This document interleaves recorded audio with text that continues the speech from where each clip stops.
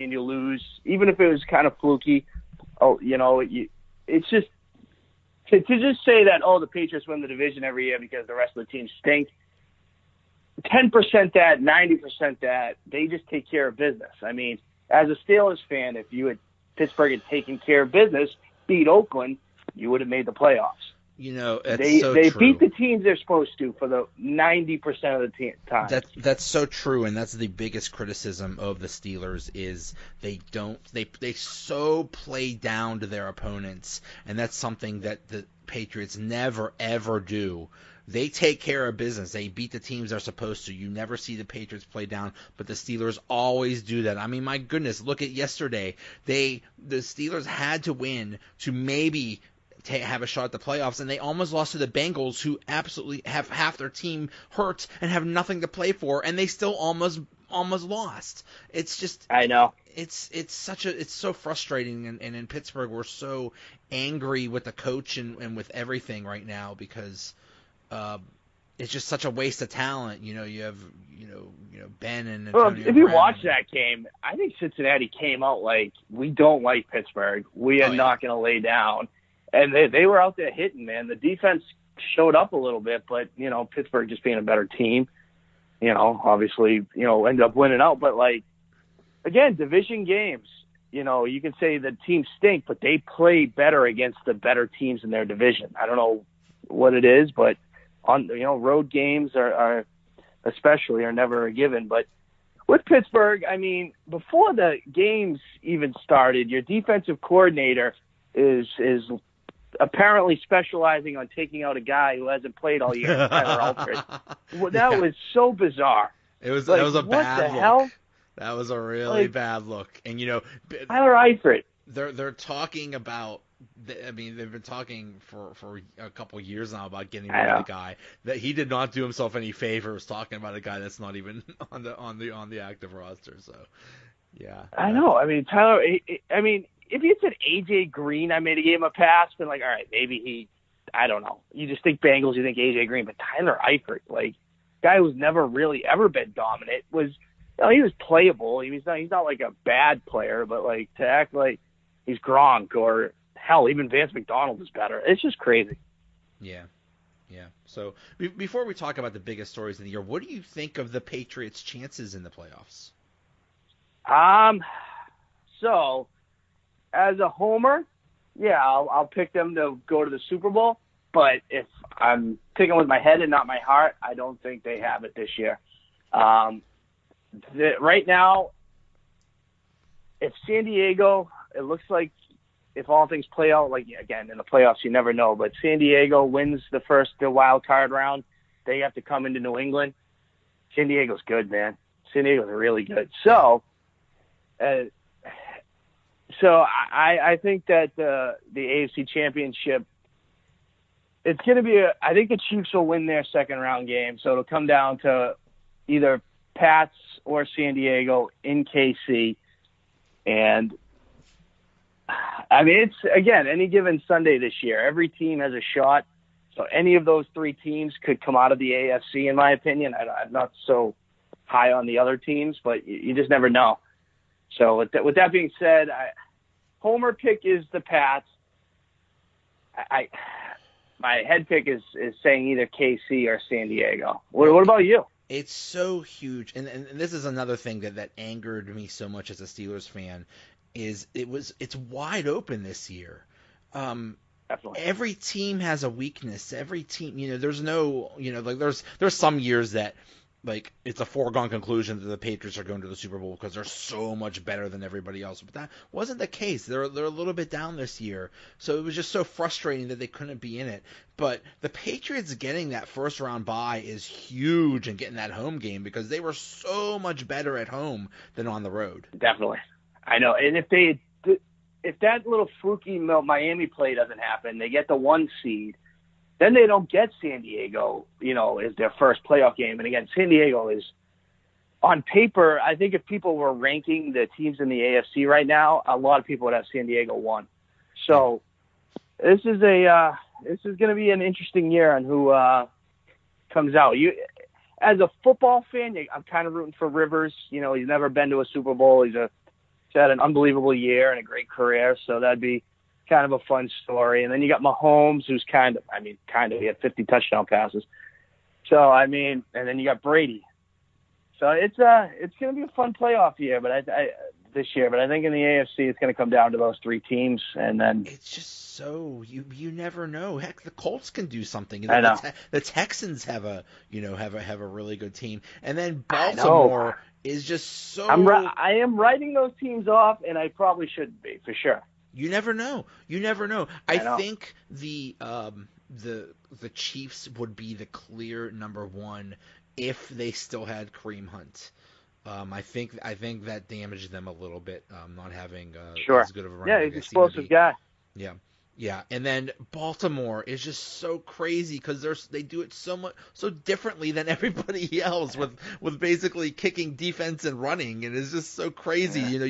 You see, the Chiefs are putting up 50 points a game, and then the Ravens are just grinding.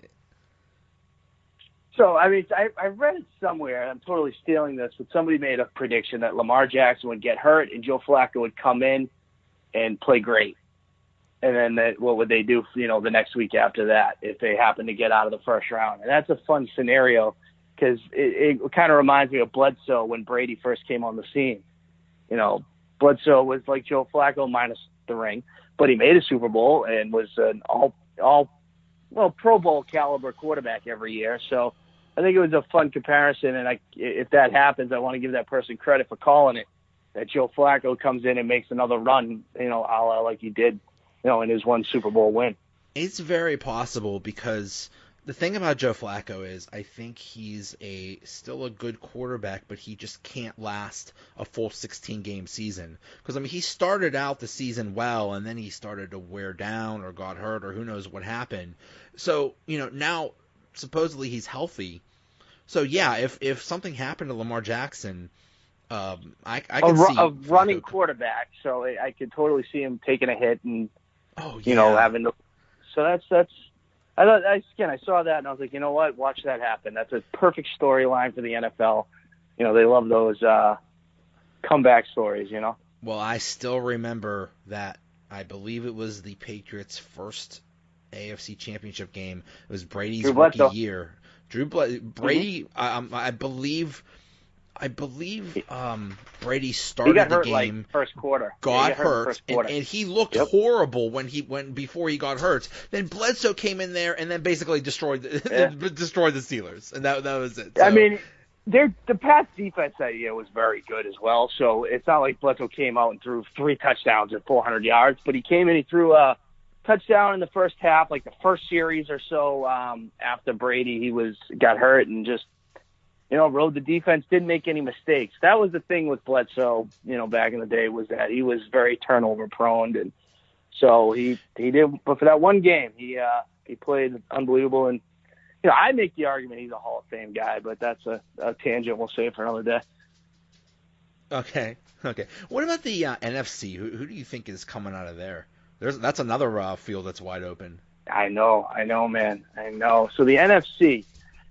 I gotta pick a team. I'm going the Rams, but I'm not excited about it. Yeah.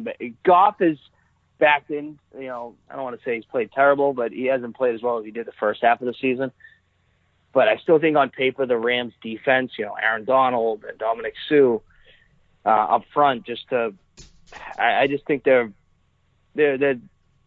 on paper a good team. But again, the NFC is also wide open. I know a lot of people are going to be picking the Saints. I think they can be beat, but it's tough. I'm growing up, I was a Pats fan, but before the Pats, as a little kid, I actually watched the Cowboys, so I'm kind of an ex facto Cowboy fan. And so I'm rooting for the Cowboys in the NFC, but I don't. If I had to pick, I'm going the Rams. What about you? Yeah, I think that the Bears are really intriguing. Sure. That could be really good. Also, the Seahawks. I don't think anybody wants to be playing them. So that could be really interesting. I could see the Seahawks sneaking in there, but yeah, it's going to be. I don't know. On the road they've struggled, but every team it seems struggled on the road this year. But yeah, they lost in San Fran.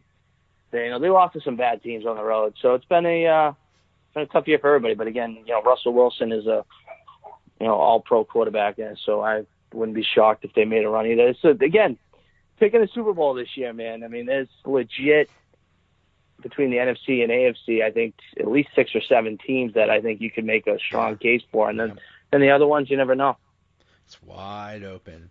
So looking back at the year, it started out in February with a Super Bowl and the Eagles beating the Patriots, and just a crazy game. I think it was just one of those perfect scenarios where, the Eagles had the game of their life, and it just happened to be on the biggest, the championship. Well, sure. I think they got all game planned as well. I mean, Philly came in with a great game plan. Pats, not so much. And benching Malcolm Butler randomly after he played 98% of the snaps in the AFC Championship was interesting. But, you got to give Nick Foles credit. The kid played unbelievable. And, again, Peterson made some bold calls. It was just perfect storm, like you said, Yeah. Yeah, and I mean, it's interesting about Nick Foles that he came back this year, basically didn't do much until the end, and then it was almost like a carbon copy of last season, where he comes in at the end and starts off strong again. I know, it is crazy. It is crazy how every year, man, he's he seems to just step right in, and a lot of Eagles fans now are starting to wonder if Wentz is the answer, or is Foles better for this system. For the record, I would stick with Wentz, but Foles has been impressive. It's going to be interesting decision. I'm sure they're going to obviously keep both guys, but at some point, do you keep going with the guy who's getting you there, winning games, or do you go with the kid who's probably more talented? Right. Yeah, I mean, that's an interesting decision they might have there. It's like, Wentz is the chosen one, the golden child, but who knows if it's actually going to work. So, then in April, the NFL draft. It was basically the year of the quarterback. You had Baker Mayfield going first, Darnold going third to the Jets, Josh Allen to the Bills, Josh Rosen to the Cardinals, Lamar Jackson to the Ravens, and sure. I think they all played, and I mean, we just talked about the Ravens, and Lamar Jackson was a huge part of the Ravens making the playoffs. No, absolutely. I mean, he definitely is proving the people that came out and said that he should enter the draft as a receiver, or at least be open to playing receiver. He's proven them to be, wrong thus far. But in Mayfield, I thought from the beginning Baker should have been starting, from week 1, but he started most of the season. He played great, and I didn't think they were going to take him number 1 just because, he's shorter, 6 feet, which, you can make the argument Breeze, Russell Wilson, I get it. But they weren't drafted high because of their height as well. But, I was surprised they took him number 1. I thought they would go Darnold or maybe Rawson, but, they clearly look like the Browns made the right decision there going with Baker over the other guys. Now, Lamar Jackson was a guy that was rumored to the Patriots a little bit too, and I was a little disappointed they didn't give him a shot, or because he was there when they were picking, but they they passed on him. A lot of teams passed on him, but we'll see how it goes. If he's not to make the easy comparison, but RG3 was excellent in Washington his first year and kind of fizzled. Now, obviously, injuries were a major part of that, but I mean, Lamar. I think Flacco's obviously done now after this year, just because of between his his high salary cap and everything else. But I mean, the draft. I also thought, again, if we're gonna talk about the Patriots, taking a running back in the first round, I'm never a big fan of in general. Just with when you see guys like Kamara or. There's other examples that I'm just not thinking of, but Hunt, you said earlier, even though he's obviously out of the league now, Joe Mixon. Right. I'm naming guys that have domestic violence issues, so maybe they shouldn't be in the league at all, but they are, and they